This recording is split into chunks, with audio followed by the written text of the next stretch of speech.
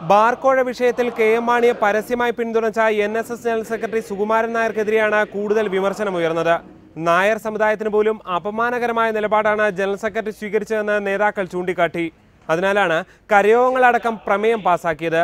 ഈ സാഹചര്യത്തിൽ സുകുമാരൻ നായരുടെ നിലപാടിനെ പരസ്യമായി തള്ളിപ്പറയാൻ സംസ്ഥാന നേതൃത്വം തയ്യാറാകണം. പ്രമേയം പാസാക്കണമെന്നും ആവശ്യമുയർന്നു.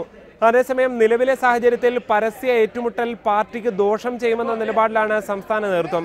ഇതോടെ പ്രമേയം വേണമെന്ന അടക്കമുള്ള ആവശ്യങ്ങൾ വേണ്ടെന്ന് വെച്ചു. SNDP സ്വീകരിച്ച നിലപാടുകളും നേതാക്കൾ വിമർശനാത്മകമായി ചൂണ്ടിക്കാട്ടി. തദ്ദേശ സ്വയംഭരണ തെരഞ്ഞെടുപ്പ് പ്രവർത്തനങ്ങളിലും യോഗം ധാരണയിലെത്തി. ഏപ്രിൽ 2-ാം ആഴ്ച പ്രധാനമന്ത്രി നരേന്ദ്രമോദിയെ പങ്കെടുപ്പിക്കുന്ന തെരഞ്ഞെടുപ്പ് റാലി തിരുവനന്തപുരത്ത് നടത്താനാണ് തീരുമാനം.